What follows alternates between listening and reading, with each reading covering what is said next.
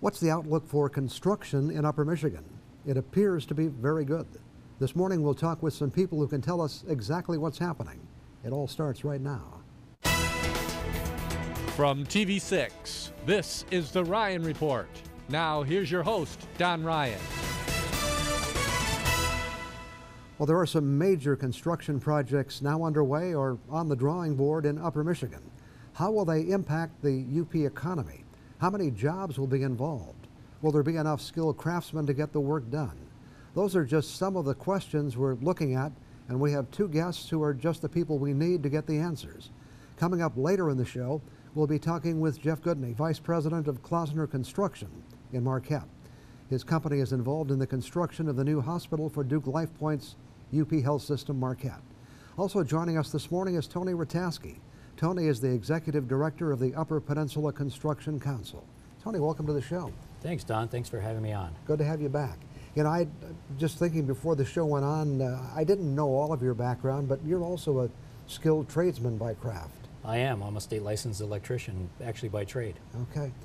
The UP Construction Council, let's give people an understanding of what it is, because it's really kind of a unique organization, isn't it? It's very unique. We're actually being modeled after in several different states in the surrounding areas, but we're a labor management council that decided there was a lot more issues to talk about than negotiations every 3 years. So we get together every 2 months with our board of directors meetings, and we talk about issues of mutual concern, construction, just what you said, what's the future look like, how are we going to get our new recruits, and so on and so forth.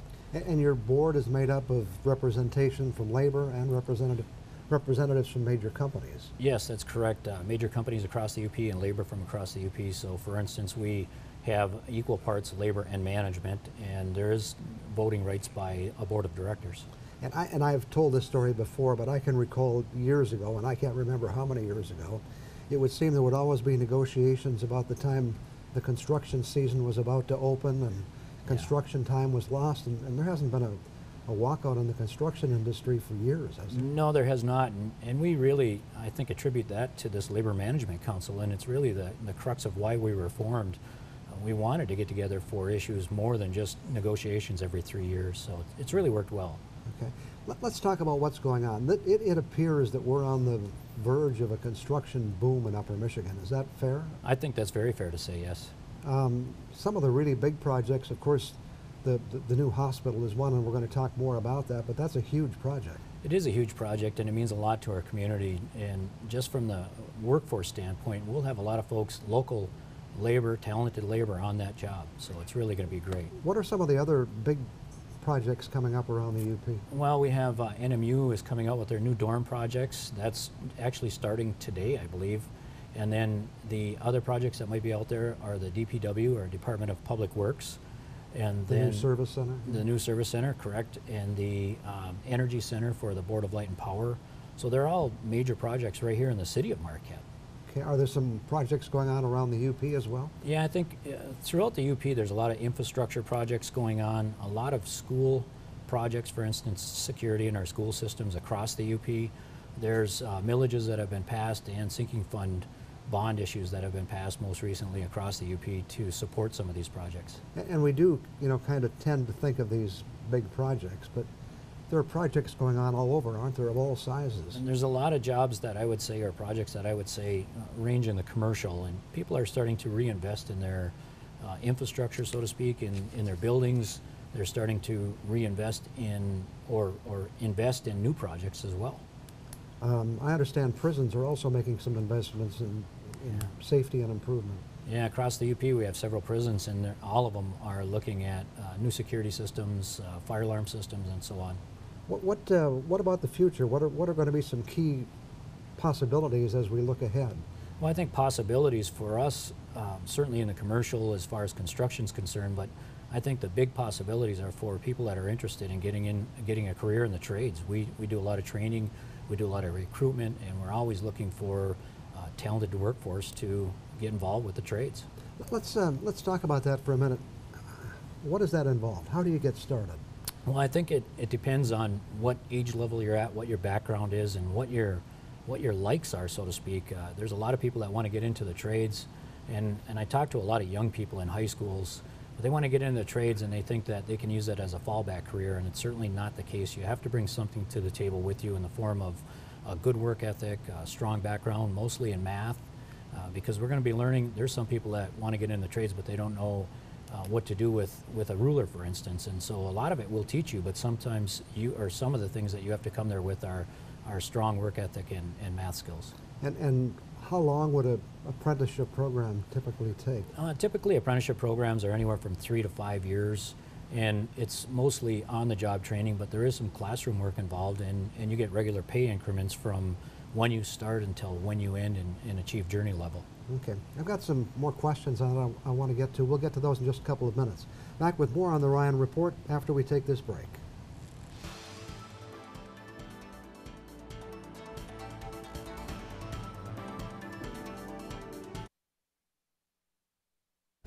Again, we're talking with Tony Ratasky, Executive Director of the UP Construction Council. We were talking about apprenticeships just before we went to the break. This isn't a situation where someone has to go without income for 5 or 6 years. This is kind of learn on the job, is that? It is learn on the job. I call it a earn while you learn. Apprenticeship programs pay you in regular incremental raises as you start learning your trade. Okay, and you look out forward, and what do you see as the need for people in these fields going ahead? I think the big need in the fields going ahead certainly is work ethic. When you enter the trade, we want you to have a good work ethic. We want you to have some good background in training, but we'll train you specifically for certain trades. One of the things we're seeing right now is retirements and job growth. So when we have retirements and job growth combined, we have to capture some of that wisdom that's walking out the door before they go and teach that to our younger people as they come in. And of course, this has been an ongoing movement now for a number of years to try to get young people to understand that there are these careers available. Are the career technical education programs in the schools helping? I think they're helping a tremendous amount, and there's a CTE committee here in town, actually for the Market Elgin counties. They're helping a great deal. It's all getting the word out. I think people in years past maybe didn't really know too much about apprenticeship programs or CTE training for that matter, and now we're seeing even right up into the national level, people are starting to recognize apprenticeship programs. And you're doing some things with your organization to bring this into the schools, aren't you? Yeah, we're doing a lot of different things to bring them into the schools. We're personally going to schools. When I say we, there's leaders from the trades that will go into the schools with me. We'll talk to the students about the opportunities and possibilities and how to look for what career they might be interested in. We're doing career fairs and trade programs. We're doing skills competitions hosted every spring at Northern Michigan University, and it's really all in an effort to introduce the trades or hands-on type careers to students in high schools. We also have other recruitment efforts in the form of helmets to hard hats, where that's a nationally recognized program.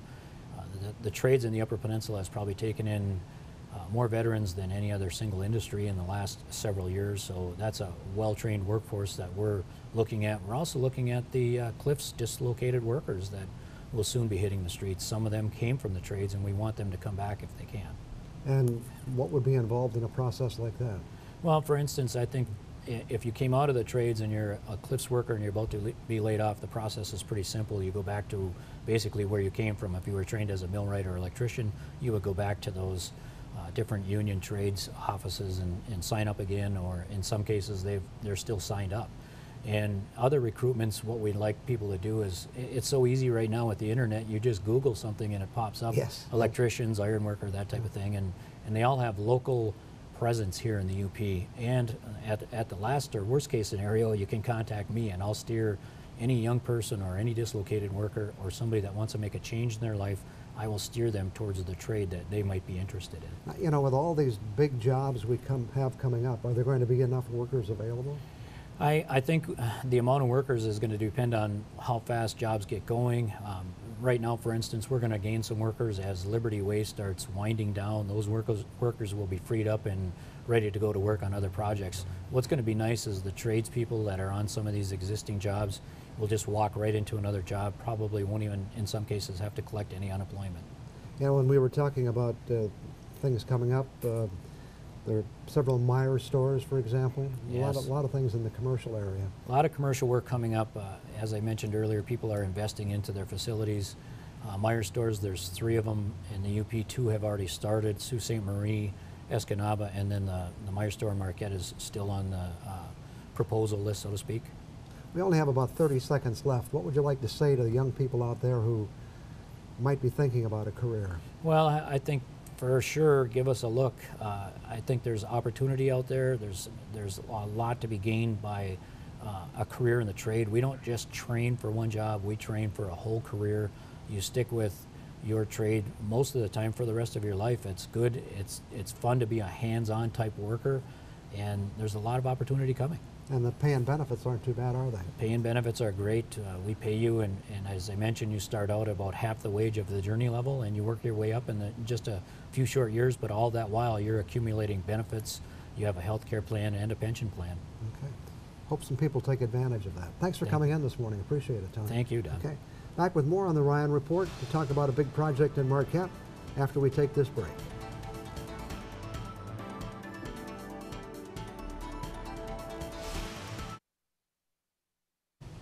Our next guest this morning is Jeff Goodney. Jeff is the Vice President of Clausener Construction Company in Marquette. His company is involved in the major project to build a new hospital. Jeff, welcome to the show. Thanks for having me, Don. This project coming up with Marquette General Hospital, which is UP Health System Marquette, correct name, is probably one of the largest non-industrial projects in the history of the UP. Yeah, I think it's probably one of the largest ones, especially for the city of Marquette, but also the UP. Their total investment, like they had announced, was going to be in the neighborhood of $300 million. So. Okay. And your company has been involved, not you, because I can tell you're not that old, but going back to the 60s. Yeah, we were formed in the mid-60s. We started off doing smaller projects with only 4 or 5 guys, and they became incorporated in the late 60s, and we've grown since then. Now we currently have 40 to 50 full-time employees. And in the summer, we can ramp up to even close to 100 employees. Okay. On this project, it's a I don't know what you call it, a partnership or an arrangement with Skanska, Yeah. which is a huge national company. I noted they had revenues of $7.1 billion last year. So how does this kind of thing come about? We formed a joint venture. It's pretty typical on large projects. Skanska does this all around the country and the world. They have the global resources to be able to manage a project of this size, but they also want to have the local local involvement and people on the team that are familiar with construction in the area. They know what kinds of means and methods are required to build something. So our background with building in winter construction seasons really helped them out. So they sought us out. There was 4 or 5 companies that actually approached us that were large construction firms. And we did our homework and research and decided that Skanska would be the best company to team with. And you had to do a lot up front, didn't you, to even qualify to be in the running for this? Yeah, there were a lot of companies that were invited to submit proposals on the request for proposal. They narrowed it down to 3, and then we ultimately had interviews and went through an interview process with Duke LifePoint, and they selected our team. So. Okay. This is, as I said, a huge project. You must have a lot of subcontractors on a project like this. Yeah, we have 24 different bid packages. Most of the contractors are local, which is really nice. There's 5 or 6 that will be from the Marquette area, and then the remainder are from Michigan or Wisconsin for the most part. We have a couple of firms out of Indiana and Illinois, but for the most part, it's all between Wisconsin and Michigan. So. I had a project once where I built a house, and I had a company come in and frame in the house, and then I had to hire the subcontractors. Yeah. And that was not an easy, hiring was easy, getting the right people there at the right time was the problem. That's right. This has got to be huge on a project like this. Yeah, it takes a lot of planning and scheduling. So right now we're going through awarding contracts. And obviously on a project this size, the contracts are very large and there's a lot of legal language that's involved. So right now we're trying to get everybody signed up under a contract, and we'll be moving forward. If you haven't driven by the site, you can tell there's a lot of dirt that's been moved already. It was a brownfield site, so there was some contaminated soils, and right now we've been working on bringing in clean fill and getting ready for concrete. This I have driven by, I've walked by, and I'm just amazed by amount of activity that's already gone on there. Just the site preparation has to be huge. Yeah, the site preparation was big, and again, with taking out contaminated soils, that was hauled to the landfill. That added a little bit of work to the project. It's a 40-acre site approximately, so it is a very, very large site. There's got to be some very unique aspects to building a hospital when you consider what this facility is going to be when it's completed. How do you ever prepare to do something like that? Well, there's been a team that's been working on this project since we were selected in March of 2015. We've been working on the project in the background, getting prepared, and the architects and engineers have a whole team of experts that work for them that strictly do healthcare work. And then also our joint venture with Skanska. Skanska has dedicated people that's all they work on is healthcare related projects. And so I've learned a lot by working with that team for the last year, and you know, everybody's got their expertise and the projects come together. The hospital has said they expect this to be done sometime in 2018. What do you expect to get done by this fall? This fall we're hoping to have the concrete footings and foundations in, and we're looking to start erection of structural steel sometime in October is our goal right now. Do you plan to continue working throughout the winter? Yes, we'll continue working throughout the winter. We have approximately 28 months to complete the project, so we're looking to try to get everything enclosed by the end of next summer. We'll have the exterior shell hopefully complete, and then the last year we'll be working on interior finishes. So you've got about a year to get the site prepared, the foundation in the ground, if that's what you call Yep. it these days, and the whole exterior closed in. How many people do you think will be working on this project? At any given time, our maximum workers that we're looking at right now will probably be somewhere in the 700 to 800 workers on the site at one time. But from start of construction to the end of construction, we'll probably end up having somewhere around 2,000 to 2,500 total different workers that'll come into the project. And you're trying to make those local as much as possible? Yes. Yeah. Yeah. Do you have any concern about getting all those workers lined up? Yeah, of course. That's one of the biggest problems that we're seeing right now is just with the amount of work that is going on in Marquette alone. Right. You know, it's going to be hard to get these guys, so we've been working on that portion of it as well, and Tony does a great job trying to recruit, and the local unions have been really recruiting hard for the last year or two, knowing these projects were coming. So. You know, your company, you probably have other things going on too, but you have to stay involved. You can't put all your resources at one project? Right. No, we're trying to take care of all of our other customers that we have, and so far we've been able to juggle that, you know, as far as being able to do the work that we would typically do. So. Is this driving up the cost of construction in the local market?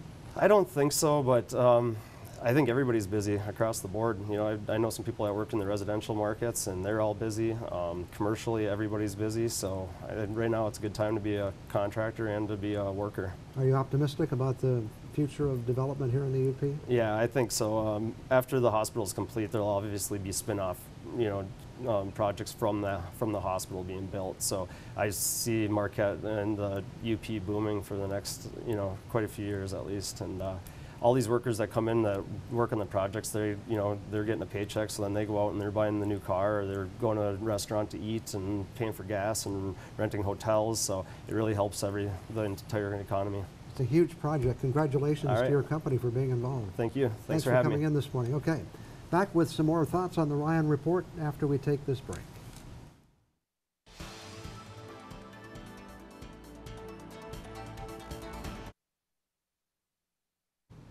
The other day I breathed a sigh of relief, but it was only short-lived.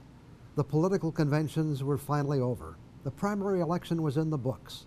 The nastiness, name-calling, and politically charged conversation was all behind us now.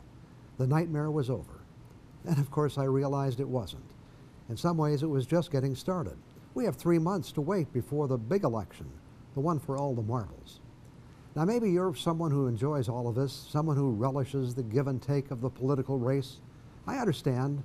I once felt the same way myself. I still feel that elections and voting are very important. I just think it's something that's been turned into a sideshow, especially presidential politics. Once it starts, you can't get away from it. We hear about it every day. The broadcast and cable news networks cover it like it's a sporting event. and they have been for months.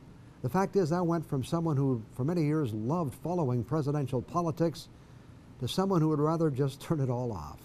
Why? Well, for one thing, it never stops. About 6 months after we pick a president, it starts all over again. The current presidential election campaign goes back well over a year, and that's not counting when some of the candidates had just started thinking about running, and others began speculating about who might run. Remember last summer when about 25 Republicans and Democrats were running for president? That continued well into this year before it became obvious who the major candidates would be. Now with the conventions over, we know for sure. As I pointed out earlier this year, while all of this was going on, the people in Canada held an election to select their national leader that by their standards was considered long.